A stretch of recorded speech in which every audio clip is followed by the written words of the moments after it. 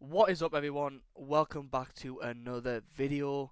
So today we won't be back testing, but we'll be doing a quick little trade recap for today and yesterday's trades as well. I have just gotten back from a weekend in Berlin, so that's why I haven't been as active on here, but we're gonna get back onto it now. So let's just quickly go over the trade I took yesterday. I'm pretty sure everyone and their fucking mom took this trade, and basically it was just a 3 minute inverse up to data highs.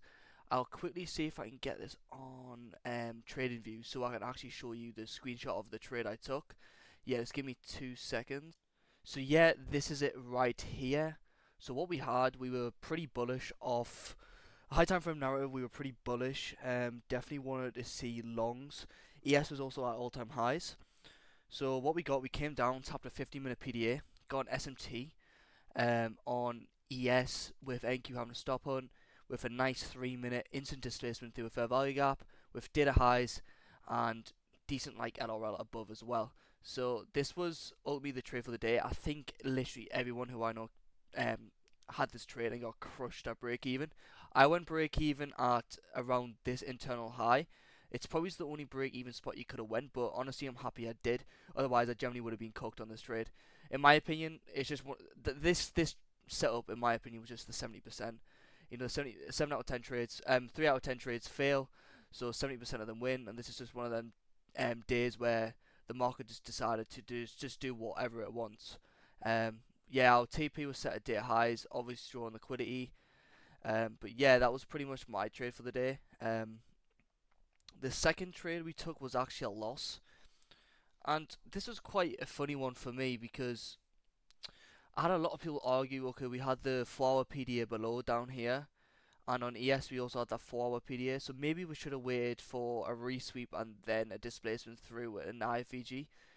But the thing is, oh my god, like, can this setup genuinely like get any better in my opinion? Like, we came down, tap an unmitigated 1-hour PDA, which opened at 10 a.m., got 10 a.m. manipulation downwards, made an SMT at Asia low with ES, swept data lows, and then instant displacement through a 1 minute IFEG with stacked data highs and all this low resistance liquidity above. Like, I get what you're saying in terms of yes, there's 4 gaps below, but in my opinion, I was expecting just a clean, healthy flush through this low resistance liquidity at least. But we didn't even get like up to accumulation zone highs, which I was honestly quite shocked about. I'll be honest. Yes, we did that 4 hour below, so we could have waited for a resweep on ES or at least a resweep on NQ and then took a long. But in my opinion, like, you're not gonna get an A plus setup every single time. You know what I mean? You're not gonna get an A plus setup every single time. So I'm pretty sure 99 times out of 100 I would still take the setup, and I know that a lot of other people did as well. So I'm pretty sure a lot of people got cooked yesterday, but it's just one of them things, you know. So yeah, that was Monday's. No, no, no. Is it Wednesday's? Oh yeah. Well, that was yes. It's Tuesday's trade recap.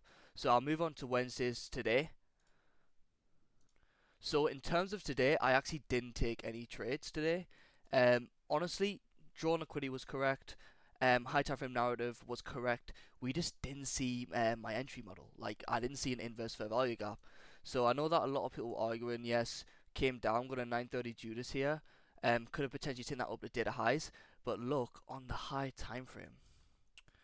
So for one, we are extremely bearish.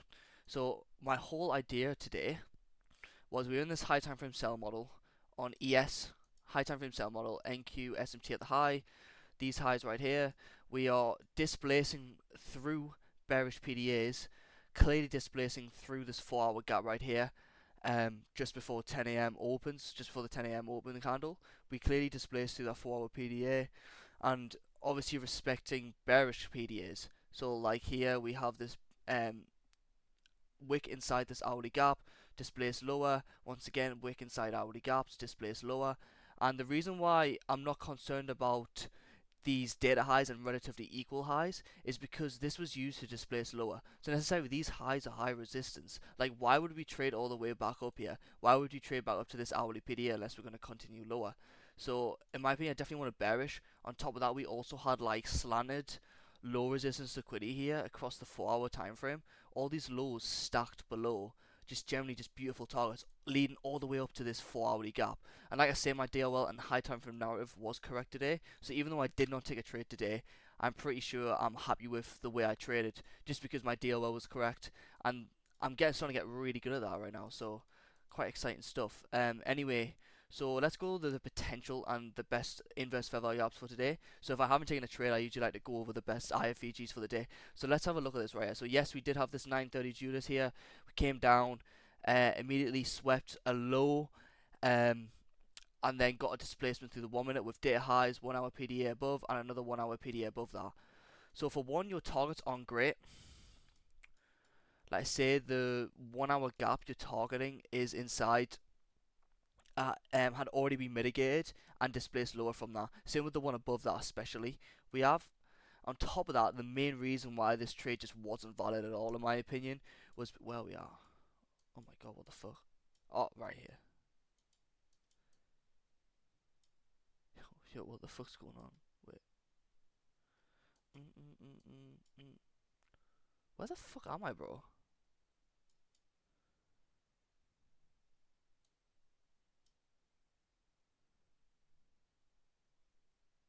Oh my god, I moved my fucking vertical line. Yo, I was genuinely so confused by that. I was like, what the fuck is going on? Right, okay. I moved that line by accident, right. So yes, we did get the swing, but if you look on the higher time frames, we are delivering from nothing. Let me just quickly go back onto bar replay for this. Start new.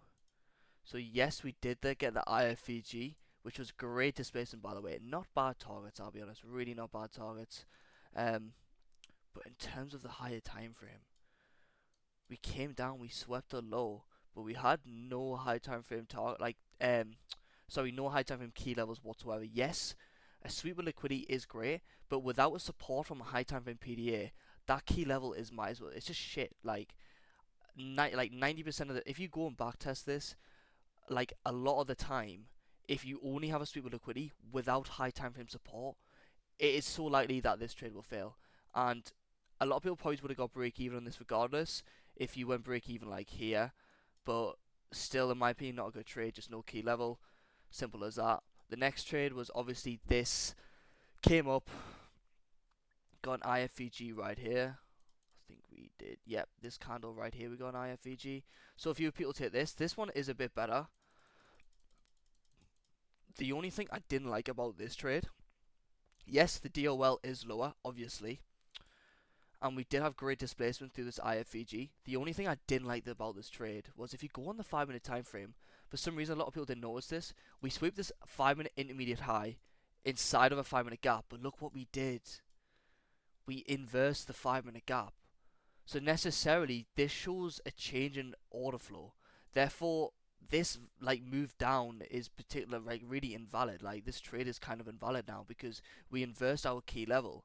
So yes, we did get a sweep. So we are delivering yes from a 1 hour PDA up here after data highs tap into it and mitigated the hourly gap, and then we got a 5 minute retrace into a 5 minute gap, sweeping 5 minute intermediate highs. But the idea that we closed through that 5 minute gap shows to me that I thought Odyssey there when we closed through that 5 minute gap, I was like, shit, we're going to continue higher now, tap this data high, then we can take shorts.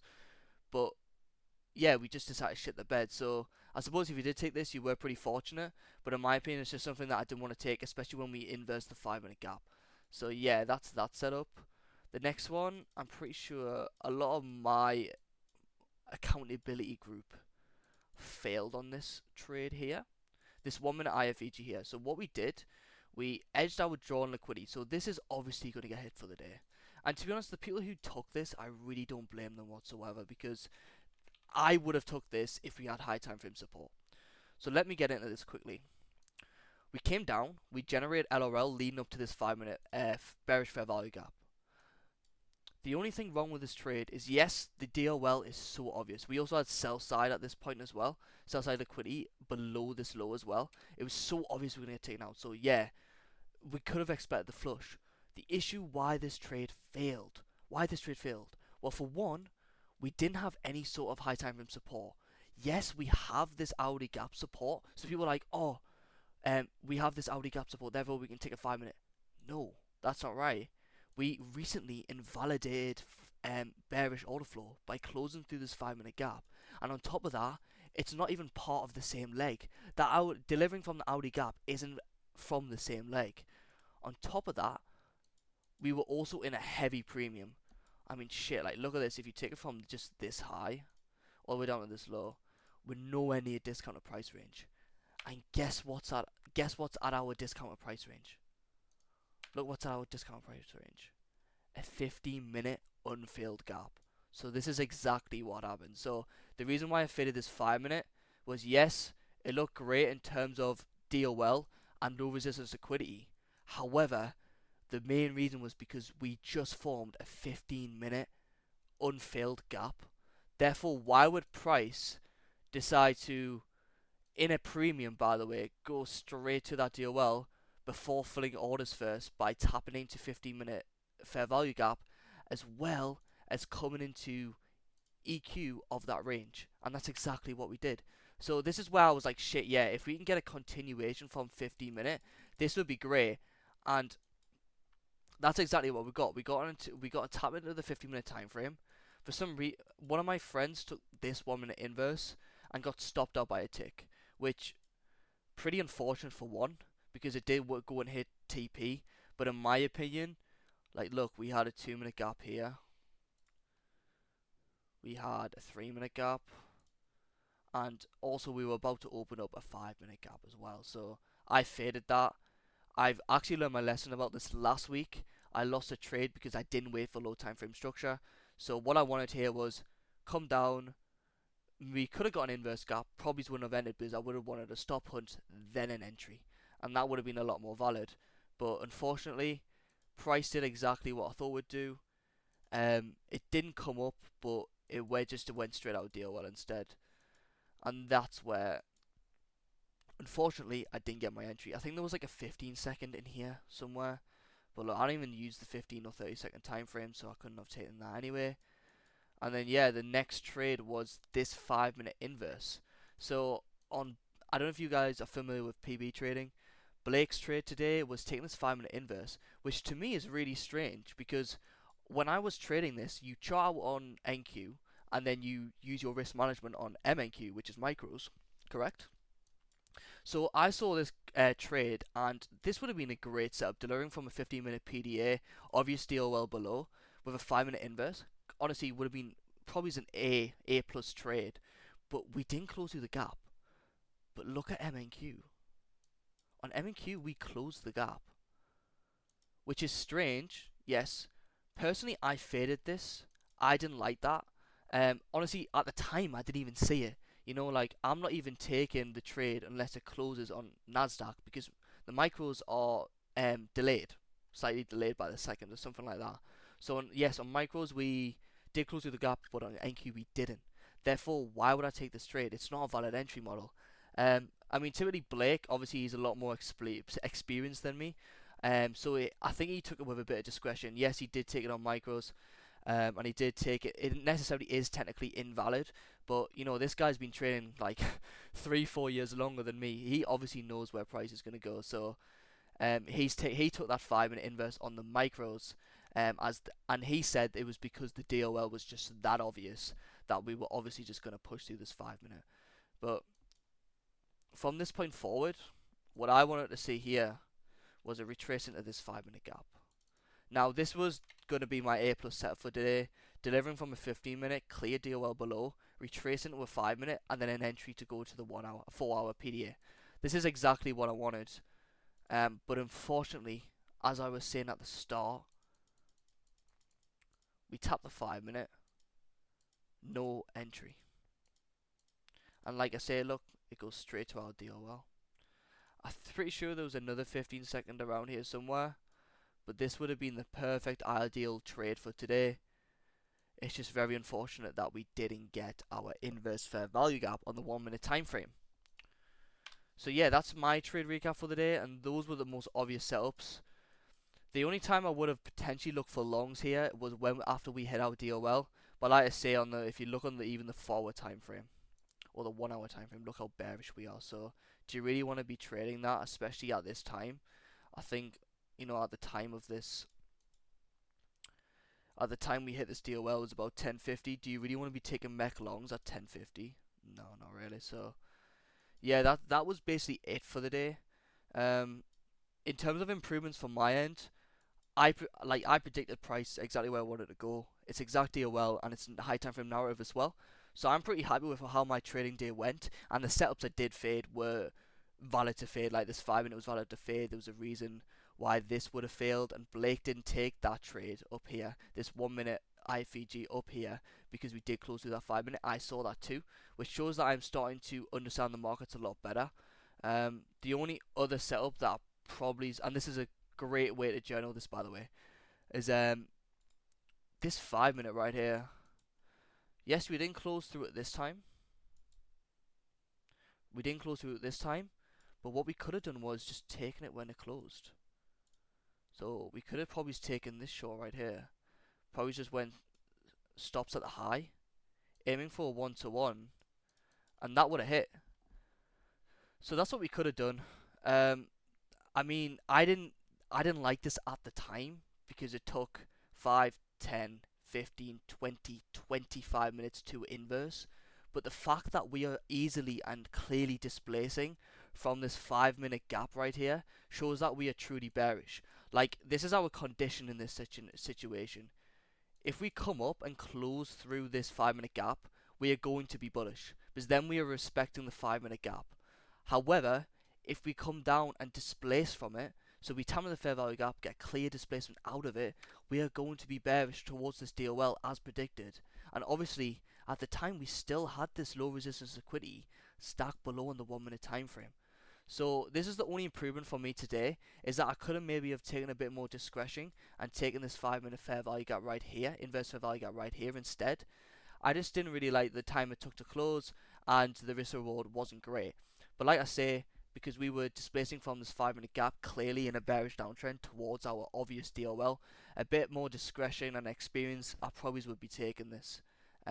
Maybe this is just my idea of building my own discretion, but that comes with experience. So this is definitely a great thing I wanted to journal. I wanted to speak to you guys about today. But yeah, that was basically it for today. And yeah, nice little, honestly not a bad trading day. It was just missing an entry. If I was on the 15 or 30 second time frame, likely would have taken a trade, but I only trade 1 minute IFVGs and onwards, so I'm not going to take a trade that I'm not confident with. And yeah, the only other thing I could have done better was this 5 minute inverse right here, delivering from this 5 minute gap. We inverse this gap finally with a very, very obvious high time frame DOL below. So yeah, that's it today, guys. I will likely be recording a back testing session tomorrow, so stay tuned for that.